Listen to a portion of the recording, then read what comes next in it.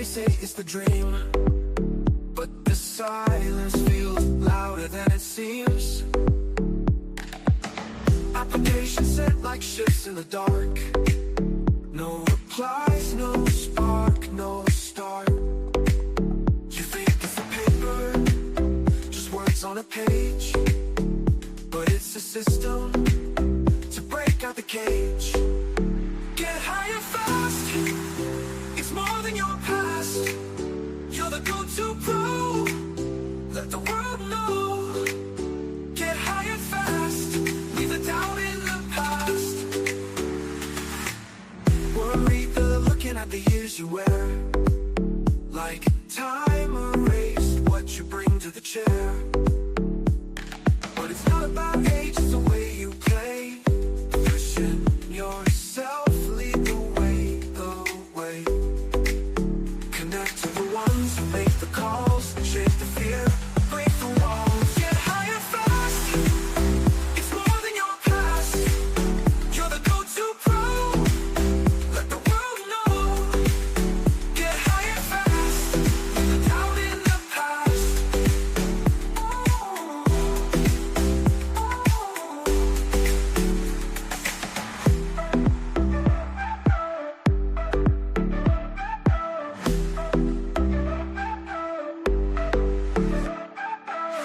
Worried they're looking at the years you wear, like time erased what you bring to the chair. But it's not about age, it's the way you play. Pushing yourself, lead the way, the way. Connect to the ones who make the calls, shake the fear, break the walls. Get higher fast, it's more than your... You scroll through hundreds of job descriptions, but they all sound the same. You spend so much time on every application, but it doesn't seem to matter. You send off application after application, but never hear back. You thought the interview went so well, but it's a no. You jump through all the hoops. The news keeps saying how there are all these employers that are struggling to find people to hire. So why does finding a great job have to be so hard?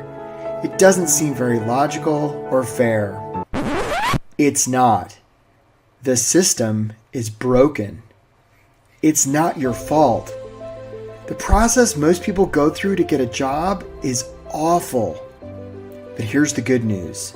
The system isn't very smart. In fact, it's downright dumb. It can be beaten. How? Most prospective employers and employees today are using the same old tired strategies that have been around forever. It's like professional camouflage. Everybody just blends into the crowd. But you don't have to be that way anymore. You can get traction. You can stand out from the crowd to unleash your God-given potential, to help a world in need, to do work that matters, to earn what you and your family deserve. You can do this. You're meant to do this. There are bright things on the horizon for you. This is the way. Welcome to the workshop. Get hired fast. Now settling, getting bored, or losing hope. You can do work that matters and earn what you and your family deserve. My name is Eric Woodard. I'm a high-performance career and leadership coach based out of Washington, D.C. And if you're here on this Tuesday, really acknowledge you for being here. Know how valuable your time is. The weather's starting to get nice outside, although it's not super nice today. So maybe that's a good reason to be watching this workshop. And if you're watching the replay, just want to acknowledge you for being here for the replay. You're almost as cool as the people who are here live, and not quite as cool, but nearly as cool. So if you are here live, and I see you, Katie and Mirza and Michael, if you would put in the chat where you're from and how long you've been on the job hunt, because I would like to know, right? And I also want to make sure you guys can hear me. So yeah, how long you've been on the job hunt and where you're from. Because look, folks, sometimes being on a job hunt can feel a lot like pounding sand there, Dwayne, in the Bay Area. Sometimes, Cody in Dallas, it can feel like waiting on a glacier. I see you there, Ashkan in San Diego, and Lizette in New York. Hi there, nice to have you here. Sometimes Heather in Philly and Robert, I see you there. It can feel a lot like wandering through the desert. Lynn in Sarasota, sometimes it can feel like going into an arena. Wyatt in Toronto, living in Norfolk. I see you there, Jamie, right? Hi there, Peter in the Garden State, right? I see you all. I see you, Amanda in Orlando. Nice to see you, Faith in Missouri, the Show Me State. Tiana, 4 months for you. We got Evan in Roseville and Andrew also in the Garden State. Mirza in Pakistan. We got Celine in Los Angeles. Hi there, Miriam in Beantown. I see there, Kelly. Sometimes it can feel like looking into an abyss. Hi there, Barbara. Right, Dr. Barbara, nice to see you. Sometimes it can just be really hard there, Manoj, in the Bay Area. So look, if you're here, this may not be the workshop for you, Earl. Hi there to Earl and Chino. Hi there, Jennifer in Flemington. Nice to see you. So if this may be not for you, if you're somebody who's super casual about your career, if you're not willing to do a lot of work, if you're reluctant to take responsibility for the results you've been getting, hey, Samantha in Kansas City, if you're just interested in finding a job to make money, if you're sort of stuck in your ways and sort of closed-minded about trying new things, unwilling to be authentic, this may not be the workshop for you.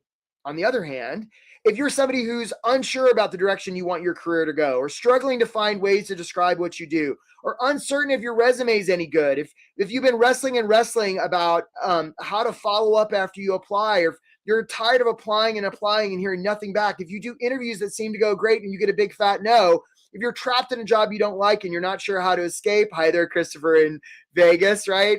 And especially if you're losing hope, then this probably is the workshop for you. So what our agenda is today, I'm just going to really briefly tell you who I am.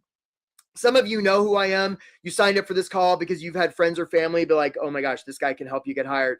Others of you got a weird message on LinkedIn and you're like, I don't even really know what I'm doing here. I just had nothing better to do. If that's you, I got you, right? I'm going to just tell you a little bit about who I am. And then I'm going to give you 4 strategies and 9 tactics that you can put to work right now to put yourself to work. Hey there, Sebastian. I see you there in New York. We're going to have time for Q&A. And guys, I also want to invite you during this workshop, right? As part of my practice, I offer people complimentary coaching calls, my team and I. And, complimentary coaching call, that's what it looks like. If you're somebody who is going to book a call, wants to keep doing it on their own, you're going to book a call and cancel, you're not really interested in investing in yourself, or you're not really ready to get hired now, I don't want you to book one of these complimentary calls, right? On the other hand, if you're somebody who wants help with your job search, you're going to book a call and you're going to show up, right? You're not going to let something less important get in the way. Or if you're opening to investing in yourself, even if you're scared and you're ready to get hired, then go ahead and book a call, right? That's the screen to book it. We'll talk a little bit more about that. Complimentary call, it's part of my practice. Sometimes people do these calls and they sign up to work with me in my program, and a lot of times they don't. Either way is fine, as long as those things are true, right? Don't book a call and not show up. At least be open to investing in yourself and be ready to get started and be somebody who wants to get some help. If that's you, book a call. And we'll see what we can get sorted for you. All right, guys. So here it is. Who is this guy? So I'm somebody that I grew up in the Far East. I grew up in Asia. I didn't come to the States till I was about 18. I wound up transferring college 7 times, right? Don't do that. That's ill-advised. Don't do that, right? I wound up after that time as a scuba instructor on the island of Guam. That was pretty cool. I spent about 10,000 hours underwater with the fish, right? That was pretty fun. I was swimming around. And after I'd done that for a while, I was like, well, this is beautiful. And I got to sort of pull it together. So I thought, what would be the most prestigious job I could have? And I thought, well, that must be like the White House. So I took out a piece of notebook paper and I hand wrote a letter to the White House. And I said, dear Mr. President, you should hire me. And I put an envelope, put a stamp on it, and sent it to 1600 Pennsylvania Avenue. I was like, I'm never hearing back about that. But about a month later, I was going past the Guam post office. The guy came out. He's like, Eric, you got this letter from the White House. And it was on like White House stationery. I'd never seen anything like that. I opened it up and it was an internship application. Now, I didn't know what the hell an internship was, but I was really good at filling out applications. So I filled that out, sent it in. I'm like, I'm never hearing back about that thing. But that got me thinking, right? I applied to some grad schools and around like sort of landing in DC, right? With this big bushy haircut, got into GW, was like dumpster diving for furniture, right? And I was out running one day past the White House and I was like, those White House bastards, they never even bothered to let me know about that internship thing. What is up with that? So I found a payphone, I put in a quarter and I called them up. I said, hey, you bastards, what about that internship thing? And they're like, is this Eric from Guam? I'm like, yes. I'm like, man, we've been trying to get in touch with you. You start in the First Lady's office on Monday. I'm like, well, that's pretty interesting. So I got a haircut, I bought a suit, and I showed up. I showed up. Now, look, folks, I know a lot of political craziness in our country right now. If my politics don't match yours, I guess please forgive me. This is going to tell you how old I am. This was back during the Clinton administration. I went to work for Hillary Rodham Clinton. She was a great boss. Wound up serving as an intern on her staff, eventually got hired on her team, became part of Hillary Land, was with her a lot of the Clinton administration at the White House, followed her to the U.S. Senate, where I did a bunch of cool stuff for the great state of New York, then followed her to the U.S. State Department, where I did a bunch of stuff representing the United States before UNESCO, and eventually left there and became director of fellowships and internships at the Smithsonian Institution. I did that for 8 years. And eventually, after all that time, right, I would see a lot of people trying to figure out their careers, right? Because there's nothing very linear or logical or fair about this process. So people at all levels, senior people, medium, mid-career people, early professionals, all different industries. I mean, you want to talk about all different industries, go work at the Smithsonian, right? You got every industry you can imagine there, right? Government affairs people, investment people, IT people, right?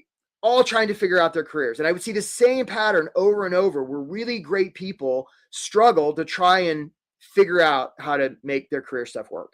So about 6 years ago, I started my own coaching practice. I do a lot of coaching. I've written a bunch of books. I have an outrageous number of very impressive pieces of paper. I have glowing testimonials, and you don't care about any of that because what you care about is, can I help you? I don't know, probably, maybe. Only helped about 9 million people get hired fast. Let's see how we can help you. So here we go, guys. So as we go through here today, if you have questions, put them in the chat. We'll have time to get to them after. And I like to give things away to people who answer stuff during my webinars. So if you know the answer, don't wait. Shout out. So 4 strategies. Here we go. Here's my first question for you. What is a good resume about? Put it in the chat if you would, please. Let's see if anybody gets this right. What's a good resume about? Does anyone on this call today know? What's a good resume about? Let's see if anybody gets it right. Oh, Amanda, you booked a coaching call. That's awesome, Amanda. Look forward. My team looks forward to talking to you. Okay, so Andrew says achievements, right? Miriam says it's about you. Anna says results. Keith says how you solve their problem. I see you there, Keith. Lynn says yourself. Doug says values. I don't see the right answer. What you have delivered. Amanda says results. Resumes are going away, says Mike. Oh, it's the first I've heard that. Eric says your accomplishments. Okay, so nobody's got the right answer. Short and precise, says Desi. Nope. How your scout matches their requirements. So Earl and is it Keith? Yeah, Keith and Earl are sort of circling it. But here's what a lot of you are saying. A lot of you are saying a good resume is about you. Nope, that's wrong. That's incorrect. Because you want to be influential with another person or organization. The last thing you're going to want to talk about is yourself. What you're going to want to talk about is them. Right? And Keith, I hear you. But it's not how you can help them. It's just what's possible for them. A good resume isn't about you. It's about them. It's about them, which brings us to strategy number 1, right? It's not about them. It's not about you. It's about them. So many job seekers are thinking, well, it's about me. It's about my skills and my experience. Let me talk more about myself. And of course, the employer is not thinking about that. They're thinking about themselves. How can I figure out how to solve my problems? So if you want to instantly change your job search, make your resume about them. And when I say resume, I mean your cover letter, your follow-up, your interview, your networking. Make it all about them. I see you there. There's somebody on LinkedIn says it tells the story. Yep, I see that. Okay. And it's no wonder that we very often think that a resume is about us, because very likely, just sort of like with me, the first resume I ever put together was coming out of school. And in school, it is about us. It's our cubby. It's our desk. It's our worksheet. It's our diploma. It's our transcript. It's all about us. And yet when we move to the working world, it's about the constituent, the client, the customer. It's not about us. So the opportunity in your job search is make it about them. You do this, watch miracles unfold. Watch miracles unfold. All right, guys, I got another question for you. If I went to a library and I went to a shelf full of storybooks, right? On the front cover of their storybooks, there'd be some words. What do we call those words on the front cover of a storybook? What do we call those words, right? And we've got Jessa and Cherry and Chris helping us today. You guys are doing a great job. Thanks, Jessa and Cherry and Chris. Thanks for your help. What do we call those words on the front cover of a storybook? Who knows? Oh, Heather Young. Heather Young got it right. She was the first one. It's a title. So Heather, we're going to send you this free course called How to Make Your LinkedIn Profile Awesome. Heather, so hopefully Heather Young, that helps you make your LinkedIn profile awesome. And I see the rest of you there, Robert and Adriana and Seema, right? Samantha, I got you. Hey, and Ryan, you just booked a coaching call. Nice job, Ryan. We look forward to talking to you. Yeah, great. Like, guys, take advantage of this coaching call because I don't have that many slots on the calendar. So if you're interested in getting a coach call, like, don't mess around. Like, it's going to fill up. And if it does fill up, we have an email address you can, but it's not filled up yet. So, yeah, it's a title. Now, isn't it interesting that that's the same term we use to label people in the workplace, title, which tells me that just like we'll slap a title on the front cover of a storybook, we'll slap a title on somebody's career, right? This brings us, and somebody said it earlier, to the power of stories, right? Let me ask you a question. What percent of human decision-making is emotional and what percent is logical? Put it in the chat if you would, please. Let's see if anybody gets this right. What percent is emotional and what percent is logical? And is it 50-50, 60-40, 40-60, right? When it comes to human decision-making, what percent is emotional and what percent is logical? Put it in the chat if you would, s'il vous plaît, right? Robert George!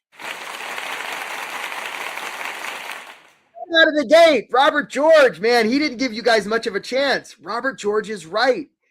It's 100% emotional. That's right, Robert. So, Robert, we're going to take care of you with this free course, How to Make Your LinkedIn Profile Awesome. We're going to send that to you, right?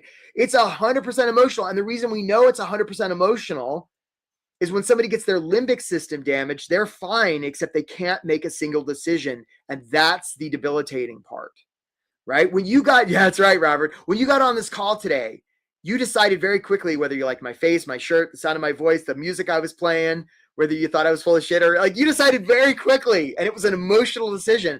And now you're just gathering data to rationalize the emotional decision that you've already made. So the reason stories are so important is stories are how we convey emotion, right? Our ability to process logic is like 40 to 60,000 bits per second, right? Our ability to process emotion is like 40 to 60 million bits a second. That's how many more neurons are firing.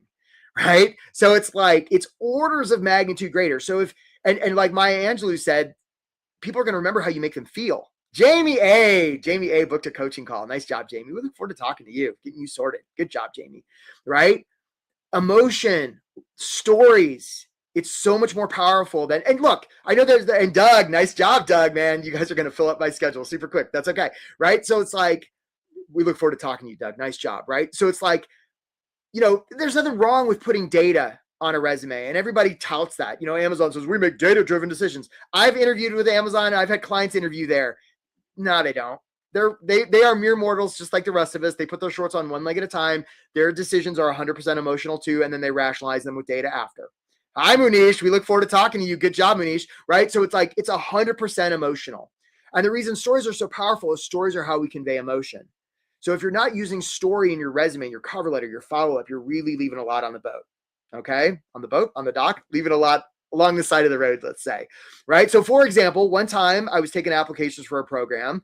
They all looked pretty much the same except for this woman named Maggie.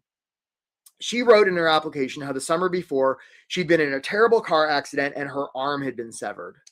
Oh, wow, that's really something, right? So Robert B, right? Robert B. Yeah, you're so welcome, Doug. You're so welcome. Thank you for that. Look forward to talking to you, Robert, right? So her arm had been severed. So we accepted her to the program. First day, I'm getting ready. I'm thinking about what accommodations one-armed Maggie's going to need, right? How she's going to use her computer. Maggie walks in the first day, 2 arms. Now it was bandaged from where it had been partially severed and reattached, and she was doing some physical therapy. Now, was I pissed off that Maggie had both her arms? Of course not. I was so happy that Maggie had both her arms. And I remember how I felt in that moment to this day. And that was probably 25, 30 years ago, right? That tells you the power of emotion. All right, guys, I got another question for you. Who's this guy? What's this guy's name? I'll give you a hint. He lives in Idaho, this character. What's this guy's name called? Who knows? He is a friend of the llama. What's this guy's name? I actually haven't seen this movie in a while. I want to see it now. What's this guy called? Who knows? Somebody's going to get it right. Who got it right? It's Amanda, right? Amanda. All right, Amanda, you are the first one to get this right. So we're going to be sure to send you this course, How to Make Your LinkedIn Profile Awesome. Good job, Amanda, right? And Cody and Samantha, I see you. Dwayne booked a call. Amazing, Dwayne, right? Lisette. Right, I see you. It's not Pedro. That's right. So many of you are getting this right. It's Napoleon Dynamite.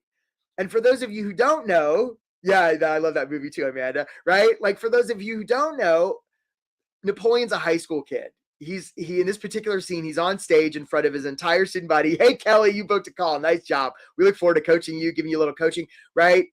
Napoleon's on stage in front of his entire student body, and he's managed to get a cassette tape up to the sound booth, but now he's on the hook to do some kind of performance for which he has not prepared. Okay, so the music starts playing, and what does Napoleon proceed to do? He proceeds to do this crazy wild dance, right? I mean, this thing is wild. He metaphorically opens the kimono, and when he's done, he's sort of panting and sweaty, and all of his classmates are like this, and then they burst into applause. And the reason it works is because it's so authentic. Jamie Kern Lima, the founder of It Cosmetics, says everybody's a good dancer if they commit fully, and she's right. This brings us to the idea of authenticity. Let me ask you a question. Who do humans hire? I'll tell you, it's humans.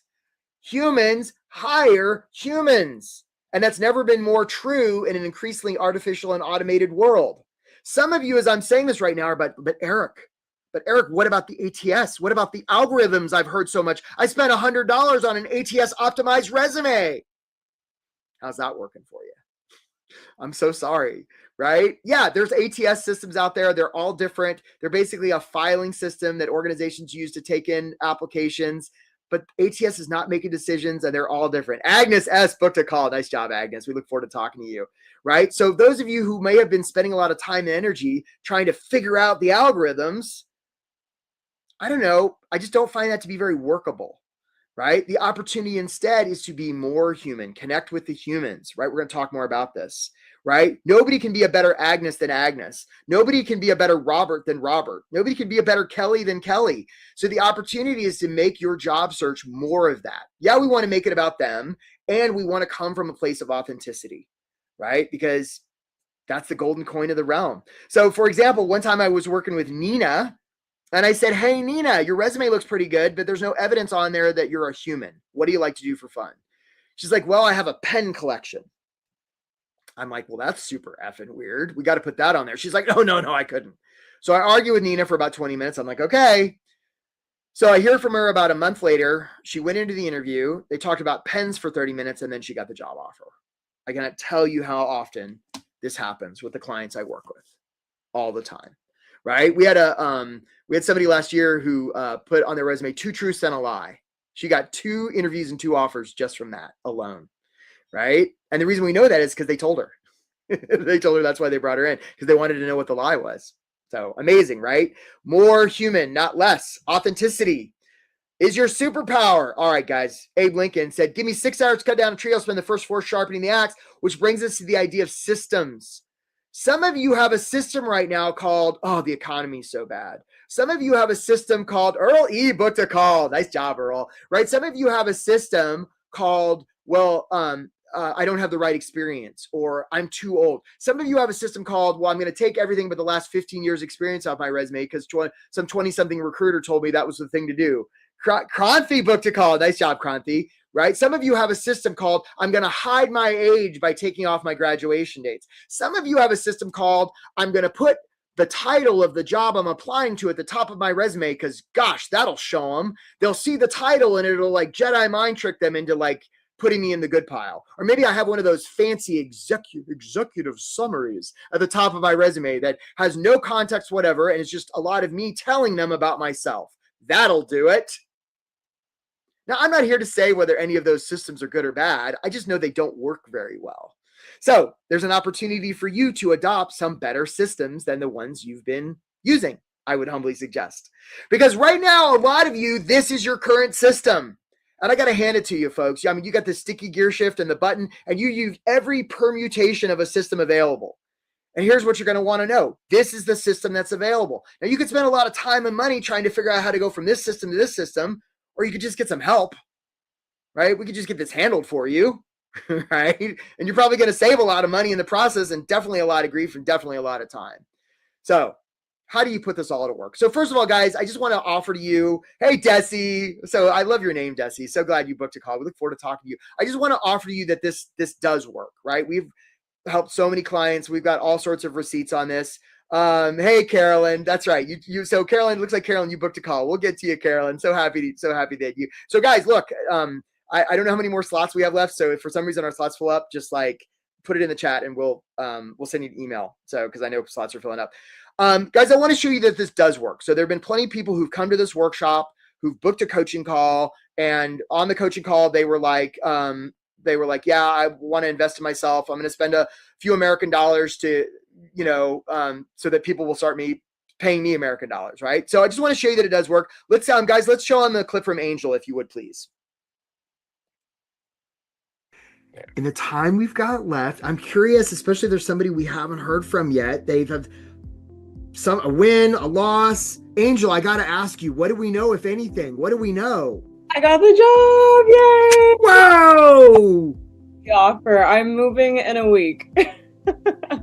Yeah, it's crazy. And I know when we first met, you're like, oh, like, let's get something by your birthday. And my birthday is in 4 days, so I was able to do it. Yay! And I just want to acknowledge you. Like, you dove in, you did it, you did the work. Thank you. Way to go. It would not have been possible without like signing up for this program. Truly, I think it made the difference for me. So good, Angel. Yeah. Really happy for you. Yeah. Super awesome. Congratulations to you. Yeah. Nice job, Angel. Nice job. So guys, just as a reminder, for those of you who came a little bit later and you're like, what the hell is this call that he's talking about? So as part of my practice, I offer coaching calls, right? My team and I, a lot of times people will do these calls. And sometimes, everybody gets great coaching. There's sort of three outcomes from this call, right? You're either going to get massive insight in your job search, which is probably everybody. We think if we can help you, we'll refer you to somebody else. And if we can help you, we'll tell you that too. Again, if you are somebody who's going to book a call and not show up, if you're somebody who wants to keep doing it on your own, if you're just not open to investing in yourself, right? If that's just not a possibility, or you're really just not ready to get hired, please, this isn't a call for you. On the other hand, if the opposite is true, you're wanting help in your job search, if you book a call, you're going to show up, right? That's what professionals do, right? They keep their commitments. You're at least open to the idea of investing in yourself. You want somebody to pay you. You're willing to invest in yourself, and you're ready to get hired, book a call. And that's the link to do it. A lot of you already have. So look forward to seeing you. All right, guys, 9 tactics. Here we go. 9 tactics. This is the part of workshop where I like to talk real darn fast, because sometimes people have me on the replay and they put me on 2 times speed. And when I talk like this, it's like 9 times speed. Sorry, live people. Let's say there's a lake, and in the middle of the lake, somebody's drowning. Okay. In the middle of the lake, somebody's drowning. Now they're surrounded by other people in little boats. So somebody's in the middle of the lake drowning, and they're surrounded by other people in little boats. If that was a job search, who's the person drowning? Put it in the chat if you would, please. Andrew D booked a call. Nice job, Andrew. We look forward to talking to you. There must be some slots left, right? Who's the person drowning? So somebody's in the middle of the lake drowning. They're surrounded by other people in little boats, right? Metaphorically, if this was a job search in the metaphor, who's the person drowning? Put it in the chat if you think you know. Who's the person drowning in this scenario, this very drowny? So Robert George says it's the hiring manager, right? Okay, so you know what, Robert? I know we took care of you before, so we're going to give this. So Robert, you're right, and so is Miriam, right? So is Miriam. Let's give this to Miriam. Right. Miriam Kantz, you're right. It's the hiring manager. It's the employer. And I see you there, Charmaine and Anna. So many of you are getting this right. I see you there, Dwayne. So Joe says, yeah. So some of you, yeah, that's right, Miriam. Woo, woo. So a lot of you are thinking that, oh, I'm the one drowning. Nah, you're not drowning. You're sitting here watching a workshop. You're dry and safe on land watching your computer or your phone. Right? You're not drowning. You're the one in the boat. It's the employer that's drowning. And the reason we know they're drowning is they put out a job description to say, help, I'm drowning. Now, some of you are approaching this saying, I hope they pick me. I'd be the best one for you. Me. And the employer in the water drowning is like, well, I want to get out of the water, but not from that guy. That guy's creepy, right? We don't want to be the person who's like coming from a place of scarcity or need, right? What we want to do is roll up to the person, the employer, and be like, hey, you're drowning. That looks really scary. Let's have a conversation about how we might be able to get you out of the water. What's important here is not that I'm the one that saves you. What's important here is you don't drown and die. And this brings us to the idea of mindset. Realize that you don't need a job. You want a job. And you want, and you don't need that job. You want a job. There's lots of other jobs out there, but there's only one Samantha. There's only one Jamie. There's only one Miriam. Right? You want to come from a place of service, not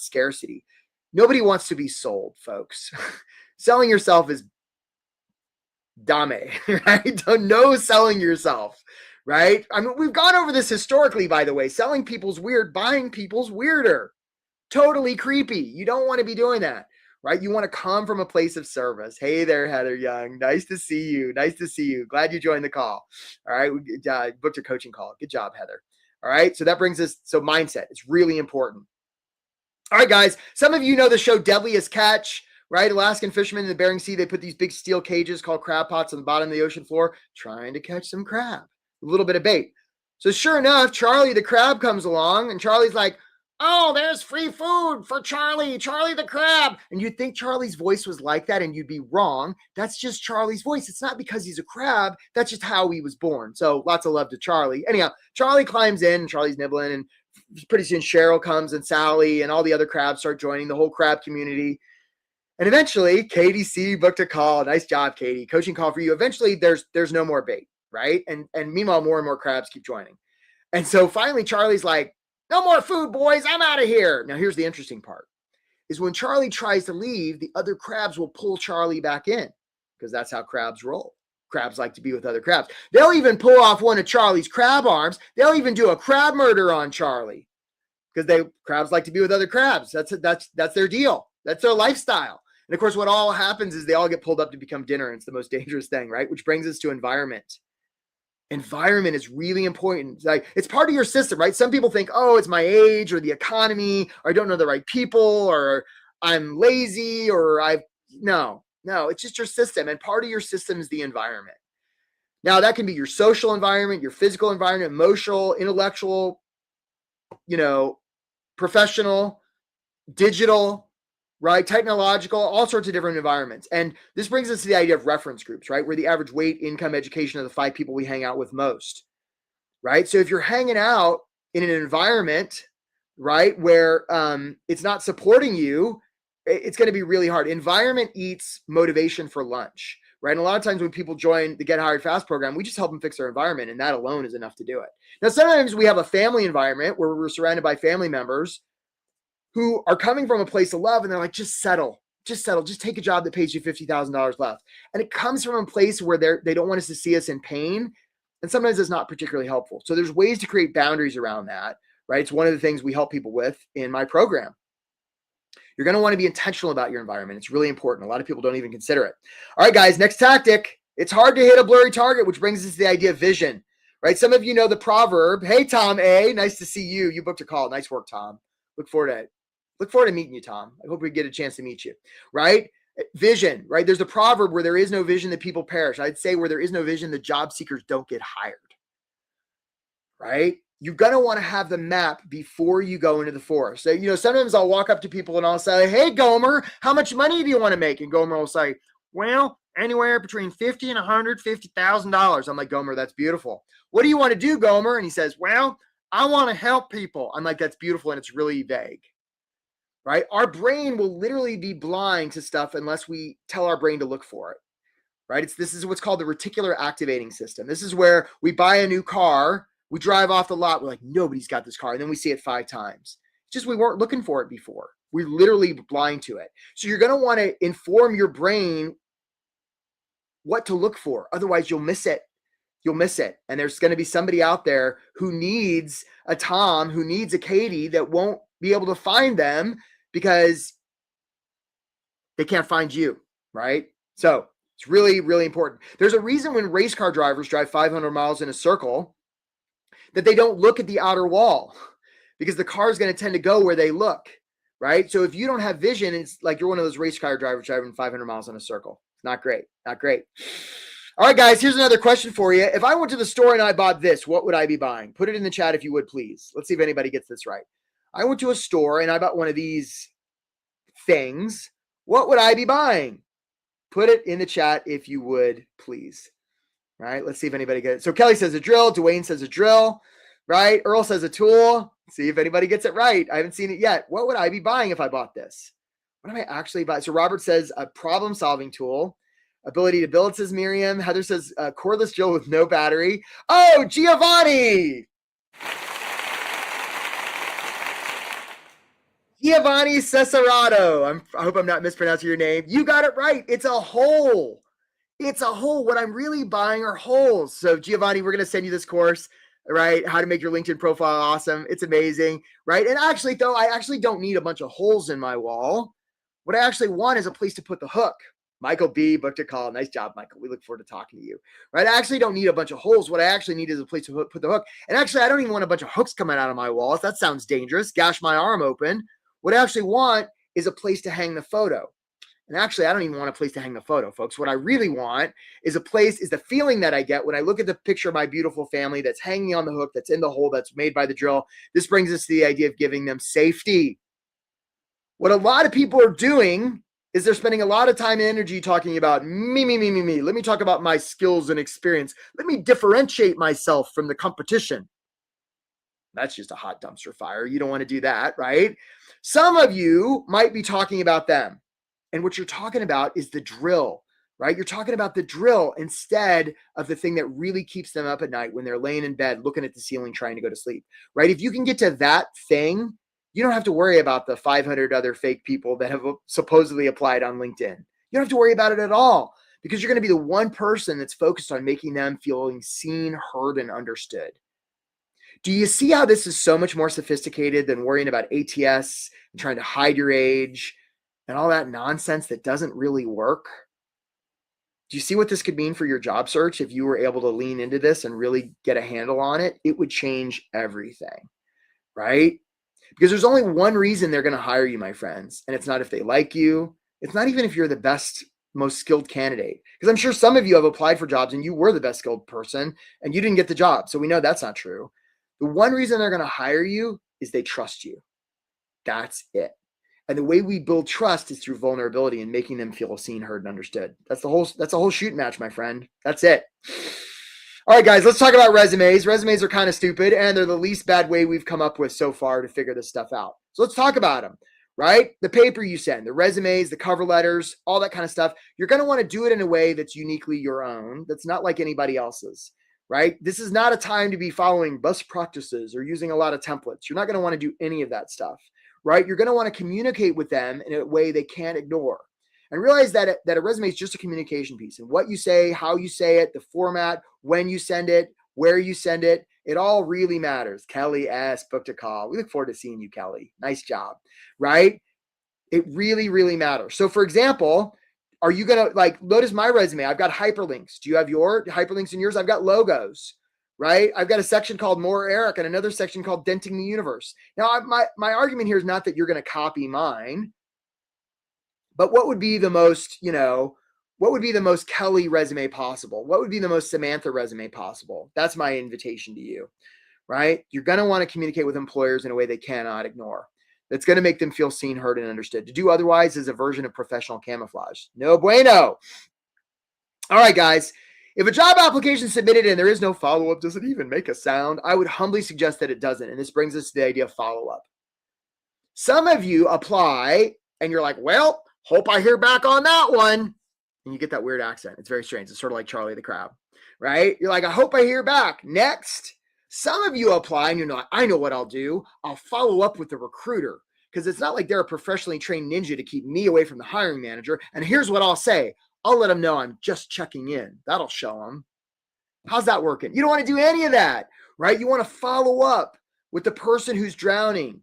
And you want to make them feel seen, heard, and understood. Now, some of you are like, but Eric, that's kind of pushy to follow up. I'm like, is it? Right? If you were in the boat and they were face down in the water drowning and you said, hey, buddy, and they didn't move, you wouldn't be like, I don't want to bother them. No, you'd jump in the water, right? You'd swim over, you'd flip them over, start doing mouth to mouth. And if they were like, lady, I was just snorkeling, you'd be like, my bad. And you'd be willing to offend in the name of service. Now, some of you are like, but Eric, Dwayne, we're going to go over all these. Don't worry, man. But Eric, I would follow up. And the thing is, I just don't have their contact info. I understand. I got you. I got a course, right? I got a course. It's called How to Contact Anybody. Thanks, Kelly. Right? It's called How to Contact Anybody. And I'm going to give it to everybody who's on this call right now. Here's how you get the course. One, you're going to go to my LinkedIn profile, right? You're going to go to my LinkedIn and you're going to send me the single word. Well, first of all, you're going to go to my LinkedIn profile and you're going to hit follow. You're going to follow me, right? So you can message me, right? And then you're going to message me the single word chicken. Thank you, Jessa and Chris and Cherry. You guys are doing fantastic, right? You're going to send me the single word through LinkedIn. Again, the single word again is chicken. And when you do that, I will send you a link to this free course, How to Contact Anybody, and then you'll never have to worry about it again. You'll know how to contact anybody anytime. Isn't that amazing? And then you'll know how to follow up. And then the only question is, what will you say, right? Come book a coaching call. We'll help you out with that, right? Remember, people are going to believe what you show them much more than what you tell them. All right, guys, we're in the home stretch here. Next tactic, networking. You ever seen the Academy Awards? I think they were last night or Sunday night, right? The Oscars, right? Did you see the big actors get up there and they were like, yeah, I got nobody to thank. And it was kind of awkward. Anybody? No, it didn't happen, right? They got up there and they're like, I got to thank this person, this person, this person. And they're trying to drag them off stage. This person, right? When people do great things, they often do it with help. And they realize that asking for help is a gift. When somebody asks you for help, how does it make you feel? Makes you feel fantastic because you know for certain, hey, Alyssa, good job. You booked a call. Look forward to like coaching you. I'm thinking we might not have so many slots left, but that's okay, right? When like somebody asks you for their help, you know for sure that your help is worth something. Otherwise, they wouldn't have asked for it. So the opportunity here is to let people know that you want their help. It doesn't make you look weak. It makes you look strong. A lot of times when people join my program, this is the thing that really moves the needle. In part because they don't have an existing system for how to do this at scale, right? They're doing one-offs, right? It's like fishing and they're trying to get the right bait on the right fish at the right depth at the right time. Whew. I mean, that sounds like a lot of work. And the alternative opportunity is to filter the ocean, right? And not worry about where we think the people who can help us are, because they're everywhere, right? And the minute we start curating the net, we're going to miss them. So you're going to want to have a system for doing this at scale. It's one of the things we do in the Get Hired Fast program. All right, guys, next thing here, interviews. All right, guys, I'm about to give you the best interview advice in the world. Are you ready for this advice? Please prepare yourself for the best interview advice in the world. Here it is.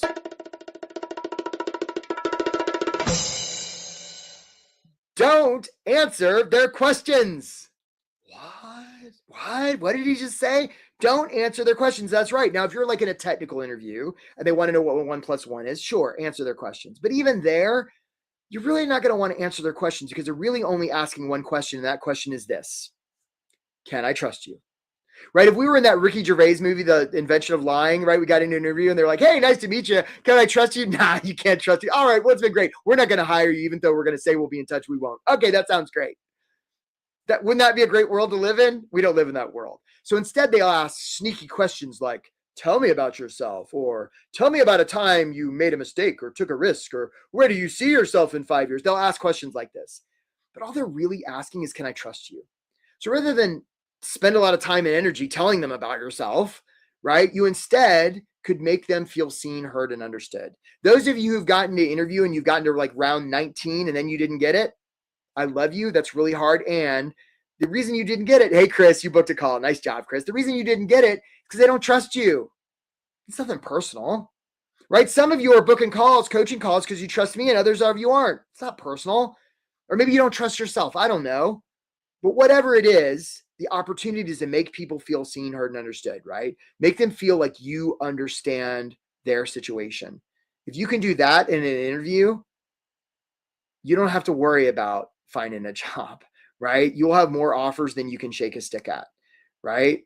You're going to want to give answers and tell stories that build trust, because that's really the only question they're asking. All right, guys, final one here. Let's talk about offers. Two important things when it comes to offers. Thing number one is when you're looking through job boards, you don't have to worry if you're qualified for a job. They'll have an opinion, right? And theirs is the one that kind of counts.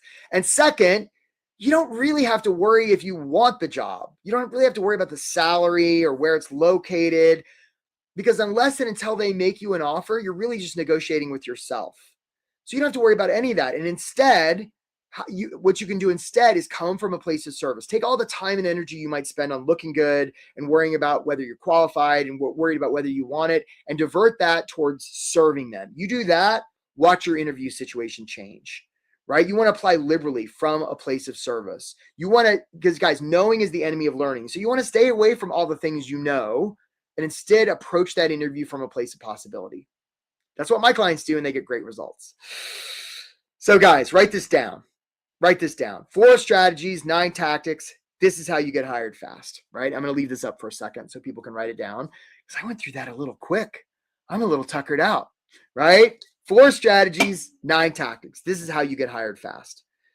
So look, guys, if you're interested in learning more about this stuff and you haven't already, come talk to us, right? Like I mentioned before, as part of my practice, I offer a complimentary coaching call my team and I do, right? The reason we do this is some people, they book calls and they wind up signing up to my program, which is how I feed my kids. And other people, they just get a lot of traction on their job search, right? So look, if you're somebody who's going to book a call and cancel, please don't book a call. If you're really insisting on keeping to do this on your own, I don't want you to book a call. If you're just not even open to the idea of investing in yourself at all, and guys, my program, like there's financing, it can knock it down to inexpensive. If you're just not open to that, that's fine. I'm so glad you were here, but don't book a call. And if you're just really not ready to get started, I don't want you to book a call. On the other hand, if you're somebody that's really open to getting help in your job search, I suggest that you get help. That would be a good idea. If you're going to book a call and show up when you say you're going to show up, we can count on you to show up. If you're open to the idea of investing in yourself, right? Look, if you want to make $120,000, it's costing you $10,000 a month in opportunity cost, right? So if we can get you hired a couple weeks faster, you more than pay for this program, right? And you're at least open to investing in yourself. And if you're ready to get hired now, come talk to us. Complimentary coaching call. Here are the 3 outcomes from this call. You're either just going to walk away with massive insight. Maybe you join the call and you're not somebody we can help. We'll tell you that straight up. Or if we are somebody you can help, we'll tell you what that would look like, and how you can stop doing this on your own and get this job stuff handled once and for all. So you're not doing this for another 6 months. I've got a program. It comes with a lot of one-on-one coaching and group coaching. And, we meet every day as a group, and there's a course, and it's amazing. And people get a lot of results. Melissa P booked a call. Nice job, Melissa. This stuff I'm offering you is different than what you've heard before. It's not Googleable. A lot of times people are just going to say, hey, I'm going to wait and do this on my own. That gets really expensive. You don't want to be the hamster on the hamster wheel, guys. That's all I can say. And a lot of you have already booked calls, which I really acknowledge you for. We got the receipts. We helped a lot of people, all different industries, all different levels. They came to this call this webinar just like you did, and they took action. They didn't just think about it. They took action. They booked a call. They decided they were going to bet on themselves. They made an investment, and they got hired fast, and now they're working. That's what it looks like to book a call, guys. So love you all. We've got time. Let's take some questions. And I saw a bunch of questions come through. Jessa and Chris and Cherry, you guys have been doing a great job. I'm going to show the full gigantic size of my giant head. Evan, yeah, you'll get the replay, and especially pay attention on your email. We'll send around the replay. All right, guys, who has a question? Let's do some questions. Who's got one? Please. Mike Siegel. All right, Mike. Should you keep a job on your resume and LinkedIn profile if you were only there 6 months? Yeah, of course. Of course you could. Why wouldn't you? Unless, maybe, Mike, you're worried that they're going to somehow judge you for only being there 6 months. We have no idea why you were only there 6 months. It could have been that after 6 months, you chose that you were going to go find an employer that was doing stuff cooler. And that's why you left, so that you could be in the very interview you're in, right? Again, we want to get away from expectations. We want to get away from what they think about us. What they think about us is none of our business, right? And if all the time and energy we might spend on, worrying about how long I was at my last job, I might say something like, hey, we could talk about my last job while I was there for 6 months, or we could talk about what's going to happen for you in the next 6 months. What would you like, potential employer? I have a good sense of what they would rather talk about, like that. All right. Who else has a question? I'm seeing quite a few of them. Samantha, I'm pretty sure you booked a call. Look forward to talking to you. With so many companies that use the beloved ATS systems to initially screen. So I don't know that there are so many companies that do that, right? I don't know that that's true. And even if it is true, Samantha, the idea that there's one uniform, there's one, Sky Matrix, Matrix Skynet, sort of system that now they're all different. Right. So I wouldn't worry so much about the ATS, because who the hell knows what their criteria are? They're probably all different. By the way, AI is getting pretty damn good. The idea that we're going to somehow game the system and trick ATS and to let us through, I doubt it.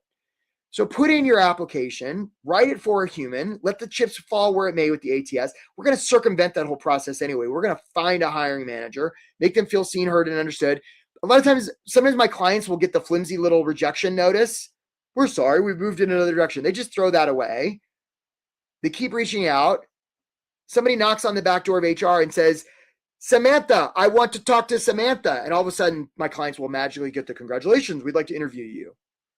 Don't play fair with this stuff because they're certainly not. That's what I'd say about that. All right. Who else has a question? Dwayne, how can not appear trustworthy, not personal? Well, it's not. Or at least it might be personal for them, but it's not personal for you, right? If somebody comes to you and they're like, I don't trust you, that has nothing to do with you.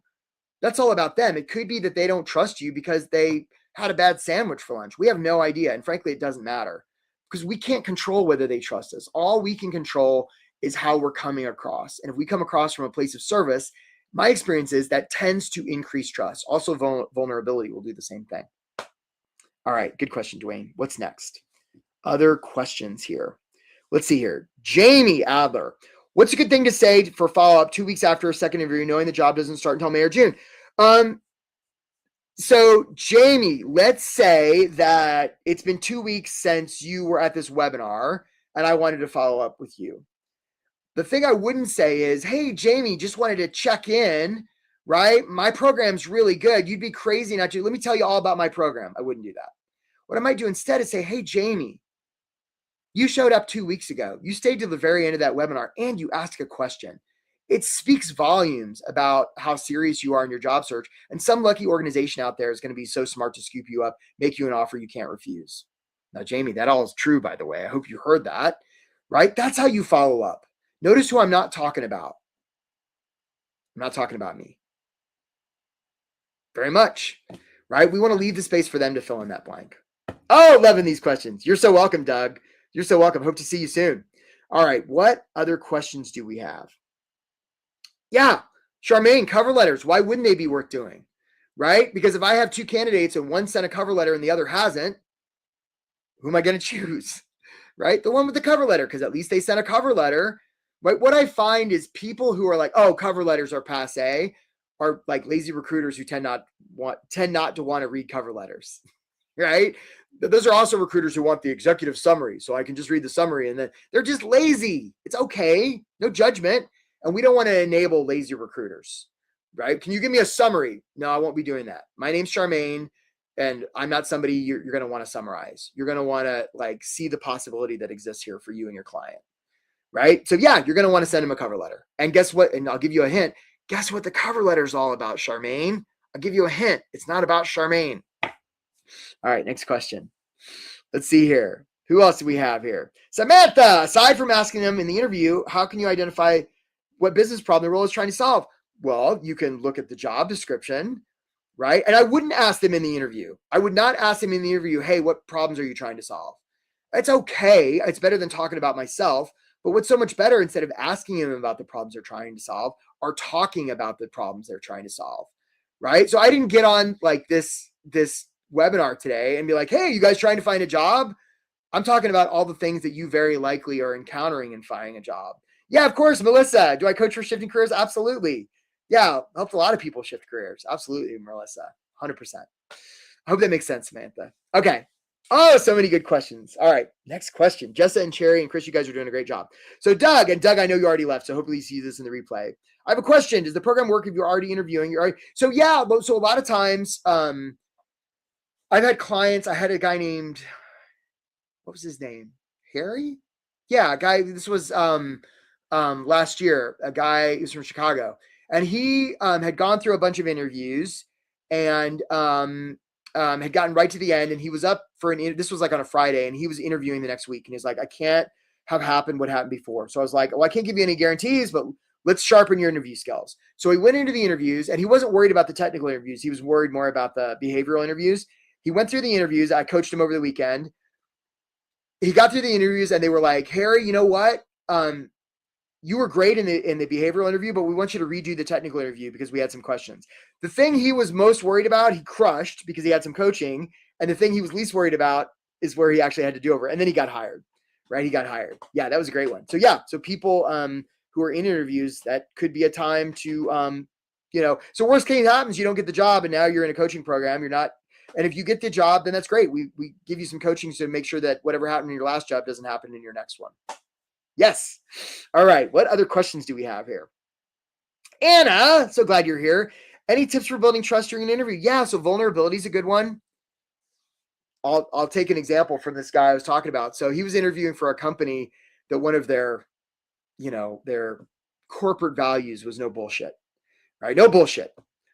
And, they're kind of edgy. So he went in for the interview and they're like, you ready to start? He's like, no, I got to ask you something first. They're like, what? He's like, one of your corporate values is no bullshit. Can we have no bullshit in this interview? They were like, yeah. Now that's a little bit vulnerable. First of all, he said shit, right? And, right, he just called him out, right? And so you want to build trust, like just cut right to the chase, right? Looking good does not build trust. Vulnerability does. That's how you build trust. Yeah. All right. Let's see other questions. Let's see what other question. Heather Young, I'm on my third career. How do I relate past jobs to present? Or I do not work. So you're going to want to, to have a thread, right? And the thread is defined not by your career. It's defined by what they're looking for, Heather. So the opportunity here is to take what is going to make them feel seen, heard, and understood and demonstrate a history of doing that through your career. That's the answer there. Hope that makes sense. All right. What other questions do we have? Let's see here. I know there's so many, right? Poor Jessa and Chris, they're like, where are the questions? Okay, Sandra, I was terminated. You were terminated from last position. How do we convey it? You say, hey, I was terminated from my last position. You could. Remember, Sandra, it's never the scandal. It's always the cover up. There might have been good reasons why you were there. So look, if you don't want to say I was terminated, you could say, yeah, my time there was complete.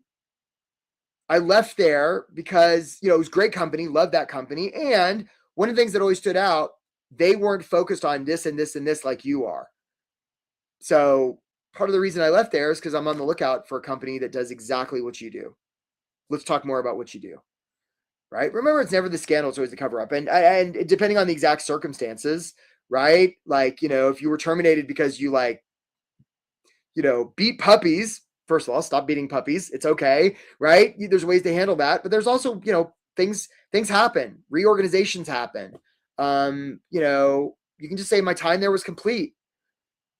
All sorts of ways that you can handle that. All right. What other questions do we have? All right, guys, we got about 4 minutes here.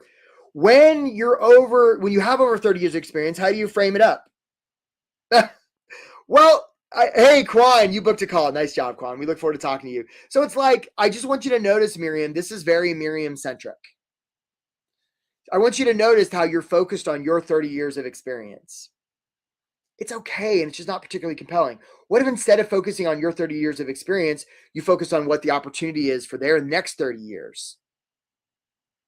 And how you have a history of doing things that are exactly what they're doing for, what they're hoping to achieve. See, that's the opportunity, Miriam. We want to make this Miriam-centric and make it them-centric. That's the opportunity. Okay, let's see what else we got here. Ash, how important is cover letter? It's super important. If they don't let you add one, just upload your resume with it attached as a single PDF, or find the hiring manager and just circumvent all that and send it. Yeah, so that's what I would say. So guys, we don't want a flimsy little application system to get in the way of our saving somebody, right? If you were in the boat and there was some application system that didn't let you upload a cover letter between you and the person drowning, would you let that system get in the way? No, you'd knock it out of the way, right? You'd be more committed to saving them and serving them than letting a flimsy little piece of technology get in the way.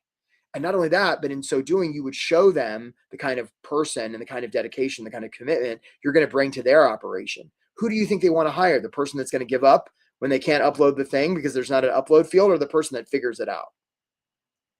Hope that makes sense. All right. Okay, that's great, Sandra. Good job. Okay, Joe, resume tip, 1 page or 2 max. Why would there be any max? Right? This is one of those things that's out there. Like, why would there be a limit on the number of pages of a resume? Right? If I gave you a book called Joe James, and it was about Joe James, and Joe, this was a page turner. It was 1,000 pages about Joe James. Would you just read 1 page and be like, nah, I'm done with it? No, Joe, you'd read that book. Now, if it was a book that didn't interest you, you might read half a page. So it's not about the number of pages. It's what the pages say. You're so welcome, Sam. You're so welcome. Right? Yeah, hope to be in touch with you. All right, guys, let's see if we got one more question, and I'm going to let you guys go. I so acknowledge you for being here. All right, Jennifer, we're saved the best for last. how do you feel about AI for help with cover letters? I'm not a fan. And I like AI, and the opportunity, Jennifer, is for you to be the most Jennifer you can be. And AI is built on a large language model. It's actually mediocre by definition.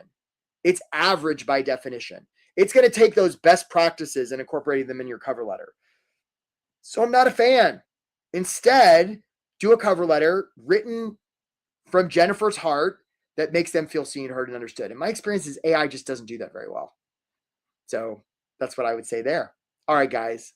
If I didn't get to your question and you haven't booked a coaching call, what the actual F are you waiting for? Like, come talk to us, right? And let's get your job stuff sorted. And again, I just acknowledge you for being here, guys. You've been a great, great crowd. If you're on the job hunt and you're feeling discouraged today, you don't have to. There are bright things on the horizon for you. This too shall pass. And if you want this to pass a little sooner, come get some help because we can get this handled.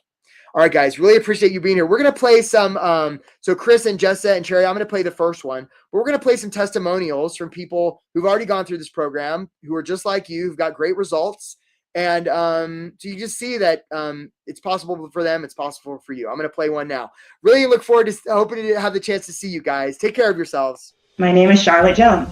I got a new position and I got hired pretty fast in the last month of being with Win at Work. So I have been searching for a job for a little over 7 months, and I've been at Win at Work for just a month, for about 40 days. So I do really like the one-on-one time that I get with a coach or a career coach, counselor.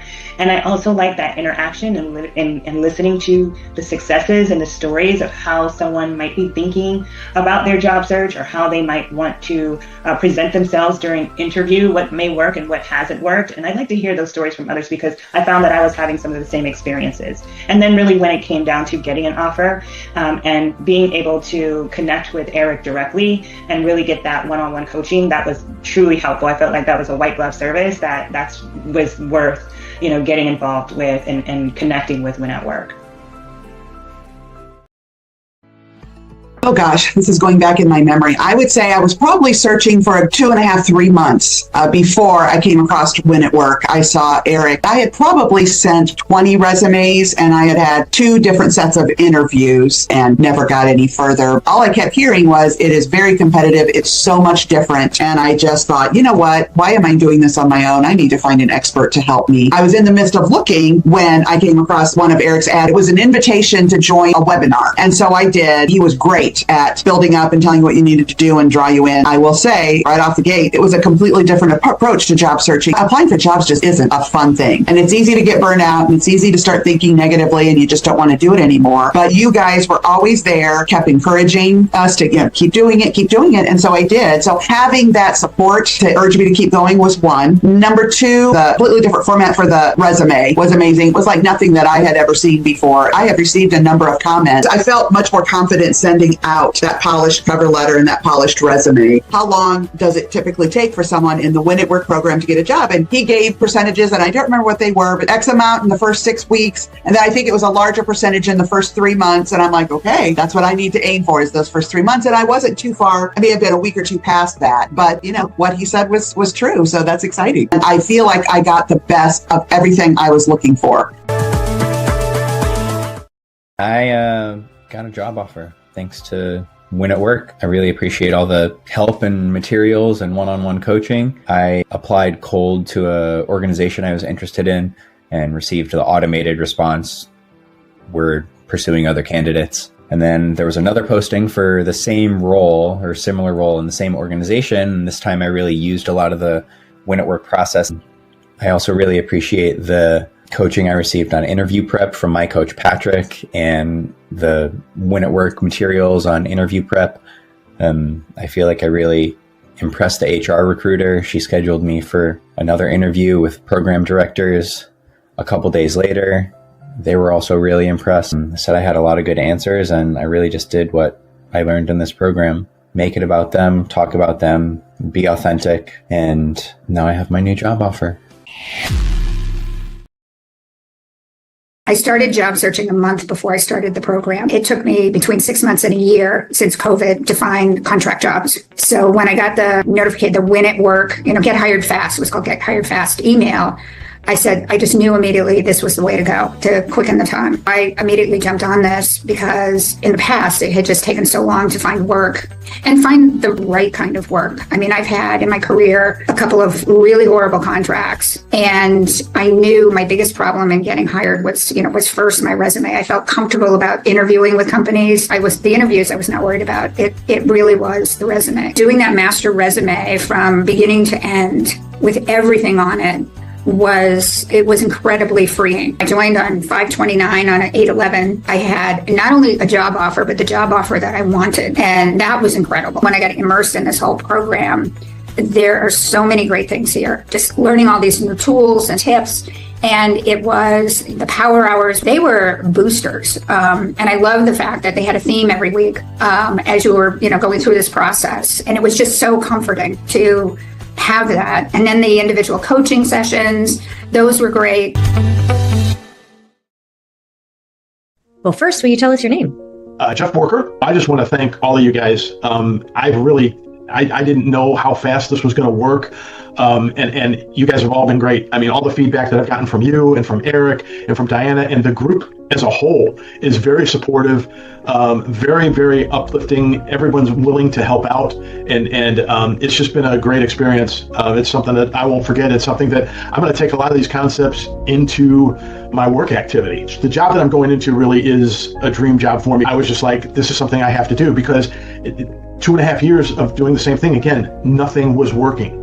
I was getting rejections, I was getting ghosted, but I would say put any predispositions away, go into it with an open mind, do the webinar, do the introductory call, and really just do it because it works.